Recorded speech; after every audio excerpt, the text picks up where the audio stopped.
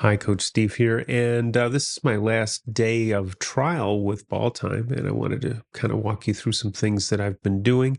This video will be focused on what would happen if you used Balltime in a practice environment. So we set up an end zone camera, and I'm just going to walk through me fumbling with it with a little bit of experience so that you can see kind of what you might be going through as you first try to use Balltime. So I'm using it on an iPad with a Apple Pencil right now, but this is exactly what it would look like on the desktop as well. So let's take a peek here. Pardon my glancing down for everything, but this video here is and that's let me go back here. So if I go to videos, this first video, IMG 0377, that's one that I loaded up yesterday. I've loaded it up before, but it hasn't done anything yet. So right now you can see the videos there, and you've got a list of the rallies that it saw. Now, again, this is practice stuff, so it's not really a game. We're just practicing serve and serve receive. And so it's got all the rallies set up. There won't be rotations and things like that. So I can look at actions. And when I click on actions, the first thing it tells me is, hey, I need to go and identify all these players. So we'll click here to begin. And you're going to get this matrix of different players. And you would click on one, and then you would go over here and assign it to a player. So you can go one at a time. Right now it's associated with unknown, and that's because it has 26 players that it doesn't know about. And because I'm using it without my team information, I have to add players. So I would have to identify this player and go and click on player A, let's say. So we would go here and type in, let's just call it player 1. Actually, I'm not going to use a number. I'm going to use a letter only because it wants a number. Interesting. Actually, I can just put A in the name here. That's what I need. And by the way, you do not have to use numbers. If you can just identify the player. So if I identify player A and say save, it's now going to ask me, oh, are there other players like that? It wants me to identify all of these. So I'm going to have to go through all of these players. Can look at things like that to try to identify a player and go through all of those and identify them. And I'm just going to save and finish for sake of argument here. And now it will tell me a little bit about how many I still haven't identified.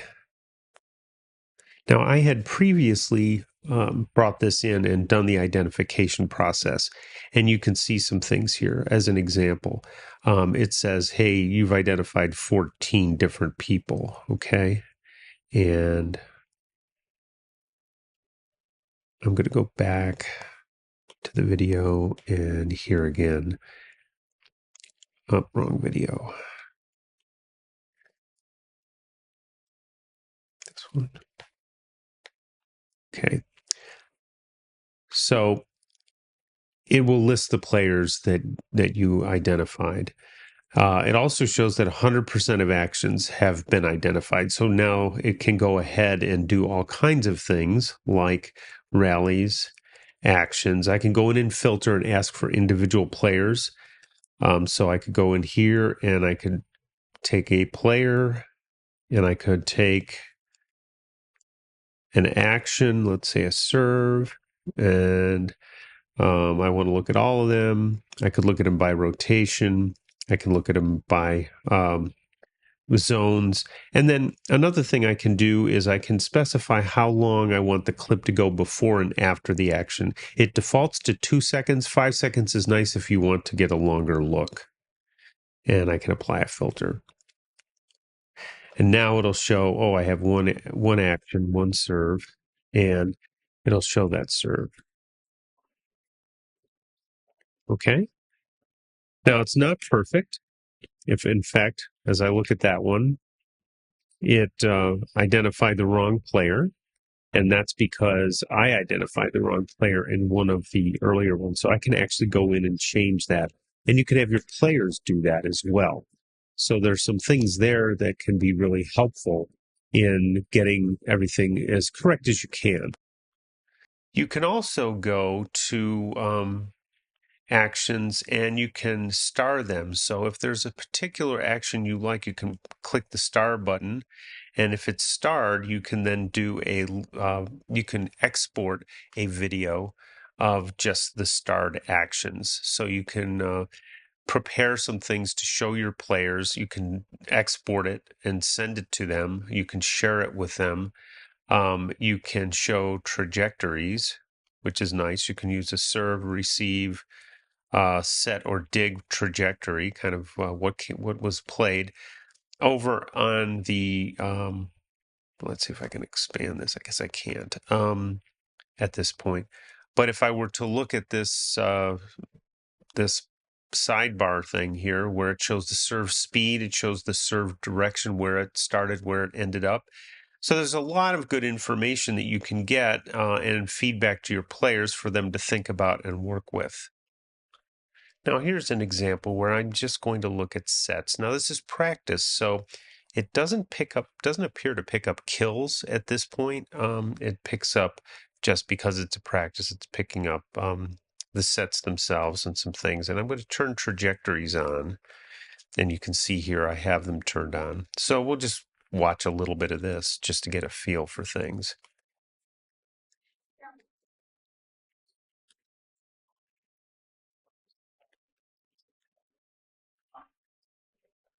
Now it'll show you where the set's going to be. And you can see the camera tilt would have been a little better for that. It'll also, if it's white, it will show that it finished in play. If it's blue, it'll show a kill. Although I'm not sure in practice mode it does that because it's not really tracking points like it would in a match. And red would show when you had a hitting error as a result. So this gives you an idea, and you can click the little eraser here to turn them off. It also tells you the set time, how long the ball is in the air for setting. So if you're trying to run a faster offense, you can give your setters feedback on how quickly they're getting the ball out to the hitter and making the connection with the hitter. You probably want to optimize for what both the setter can set and the hitter can hit. You can also click on the stats page, and it'll take you to the stats that it has picked up. And you can go and, for example, you could look at the attacking or serving or serve receive. So let's say we wanted to look at some serve receives for some of our players. Let's say we can click on that, and it will take us to those serve receptions, and we can watch those. Now we can watch the serve receptions. We can even track the trajectories of those. Although one thing I'm noticing is that trajectories don't show up if you go full screen. So if you're using full screen, and let me clear these old setting trajectories, you won't get the trajectory information if you go full screen. So let's do that one more time. Let's pick another player here. Let's watch here. And these are digs. And let's see. Let's turn on trajectories for digs. And let's play. Let's see what happens. Actually, I haven't run this one, so. Okay, so there's a dig on the other side. And so it'll start to track those things for you. And this person's on the far side, so you actually can get, there's a far side dig. So you can actually see those and use that information as well. Now, since I'm just experimenting with it, I haven't really done a lot of sharing, but you can click on sharing and share this link. Actually, this link will invite people to join Balltime and get access to this file. You can also export the file itself, and you can export some of these filtered actions. That I haven't done either. So at this point, we've shown you how to look at um, uh, doing a scouting on another team and how to work with your own team in practice. The next thing we'll talk about a little bit will be how to or what happens in a match. And we did have a match, and we can show you that information and kind of what came out of that next time. So thanks for watching.